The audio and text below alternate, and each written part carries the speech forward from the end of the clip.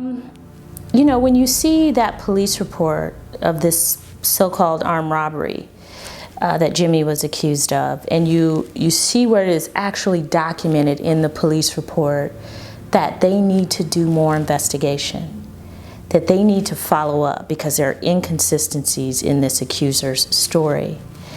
And then they don't actually follow up. And instead of following up, they go out and get a warrant for his arrest, probably not telling the judge about Lynn McFashion's version, probably only telling the judge about the so-called accuser's version, even though it's contradicted by the eyewitness. It is just an example of a supreme failure in our criminal justice system. And I think that's one of the reasons why we're not getting the answers we're looking for. That one sentence at the bottom of their police report. It frustrates me because, first of all, you did not investigate it to see if Jimmy stole the cell phone. You're going by the word of somebody else. And you're making my nephew seem, you know, you're making him out to be this hard criminal that robbed somebody when he didn't have a gun. You know, so for the fugitive squad to come and look for him for something that they don't know if he did it or not, and the way that they came, it wasn't right. Everybody knows that, you know, just because you get an arrest warrant for someone or you arrest someone for a charge doesn't mean they're guilty, right? Everybody knows that. It's a very low standard to get an arrest warrant. That's just the start of the process. Then the person is entitled to the protections of our Constitution. They're entitled to due process, to their day in court, to have a lawyer who can speak for them, to have a judge who's impartial that presides over their case, to have a jury of their peers decide whether or not they're guilty or not guilty. And after all of that, then receive punishment, assuming that they're found guilty. The arrest warrant is just the very beginning of this process. And the fact that they took out this warrant when they knew they needed to do more investigation, and the end result was that some officer acted as judge, jury, and executioner for Jimmy right then and there on the scene. It is really heartbreaking. So the family from the beginning expressed to me their frustration with the fact that there was no body camera that would depict the last moments of Jimmy's life so that they could know for sure what happened to him.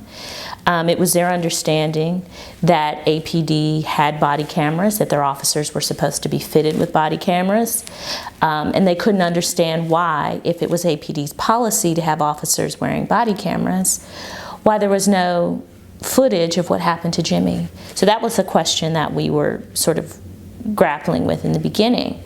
So we took that question directly to Chief Shields. We took that question to the mayor.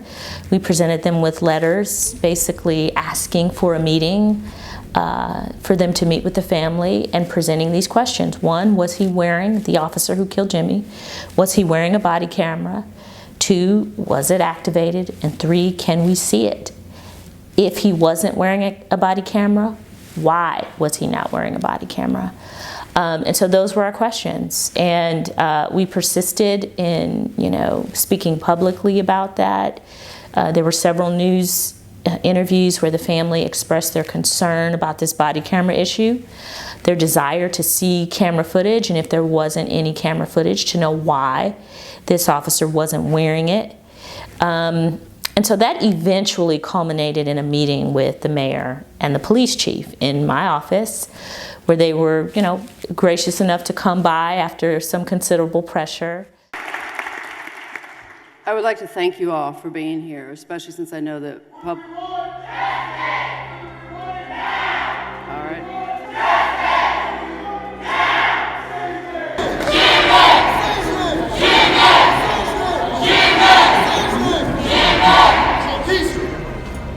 You know, we've been reaching out to you since the Super Bowl. Jimmy Atchison was murdered January 22nd by your people. We haven't got a response from you yet. What do we want? Justice! What do we want? Now! Justice!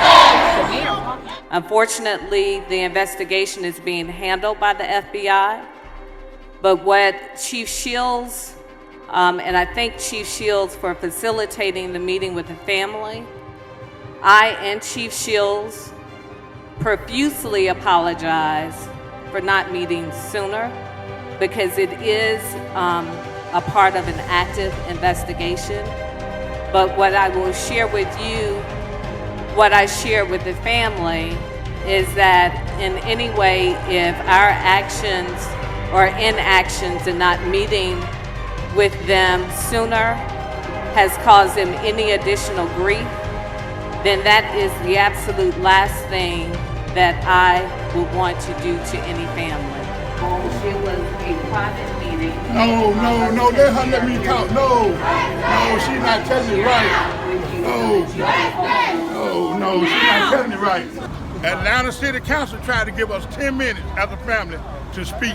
That's the time they get a garbage man or people coming to complain as a family. Keisha Bottles met with us yesterday, a couple of us yesterday, but I didn't feel the meeting was sincere because she went from Buckhead to Adamsville and she brought it over here to a church over in Cascade. So she's playing with us. That's all she's doing. She's playing politics with us. Only thing we ask for is the truth. We want justice, but we just want the truth. Is anybody about the truth these days?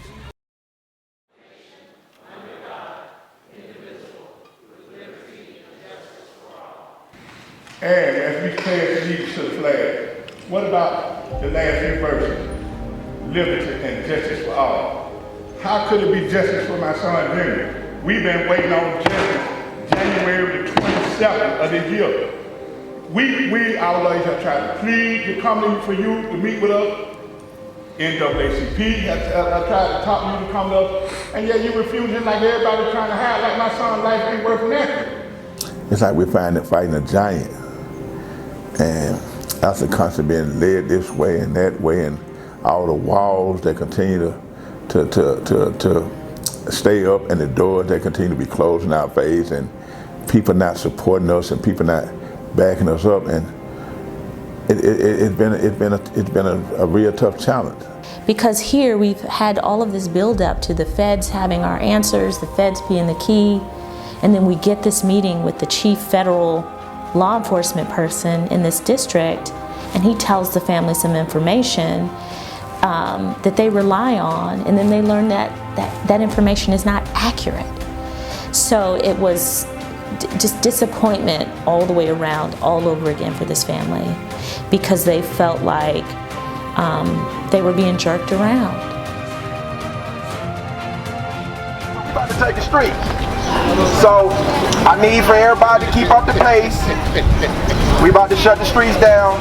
We about to elevate the family's voice for justice. Are y'all ready?